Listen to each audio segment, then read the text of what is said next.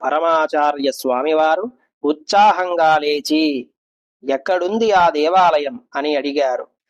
ఆ గ్రామ పెద్ద ఇక్కడే కూతవేటు దూరంలో, వచ్చి మీరు అనుగ్రహించాలి అని చెప్పాడు. స్వామివారు వెళదాం పదండి, ఎందుకు ఆలస్యం అన్నారు. స్వామివారు వడివడిగా నడిచి ఆలయం చేరుకున్నారు. మంగళ వాయిద్యాల నడుమ పూర్ణకుంభ స్వాగతంతో స్వామివారు ఆలయం లోపలికి వచ్చారు. గర్భగుడిలో 6 అడుగుల వినాయకుడు నిండుగా కూర్చొని ఉన్నాడు. స్వామివారి విగ్రహం దేదీప్యమానంగా వెలుగొందుతోంది.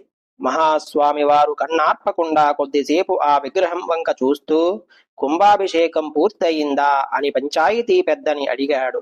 అతను ఇంకా కాలేదు స్వామి అని బదులిచ్చాడు. అంతా జరిగింది కదా, మరి కుంభాభిషేకం ఎందుకు జరపలేదు అని అడిగారు. ఆ గ్రామ పెద్ద వినయంతో, అంతా పూర్తయింది స్వామి, మరొక నెలలో మహాత్మా గాంధీ గారు ఈ వైపుగా వస్తున్నారు. వారు వచ్చిన రోజునే వారి సమక్షంలో కుంభాభిషేకం జరపడానికి మదురైలోని కొంతమంది పెద్దలు అంగీకరించారు.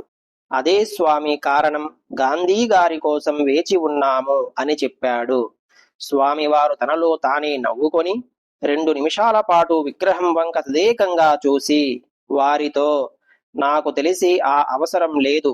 ఇప్పటికే వినాయకుడు బాగా కళ్ళు తెరిచి చూస్తున్నాడు. ఇంక మీరు కుంభాభిషేకం ఆలస్యం చెయ్యవలదు. మంచి రోజు చూసి వెంటనే చెయ్యండి అని సెలవిచ్చారు స్వామివారు. లేదు స్వామి, వినాయకుడికి కళ్ళు తెరిచే ఘట్టం, నేత్ర ఉన్మీలనం ఇంకా జరగలేదు. మీరు ఇలా ఆజ్ఞాపించడం మాకు ఏమీ అర్థం కావడం లేదు అని అయోమయంగా చెప్పాడు ఆ పెద్ద.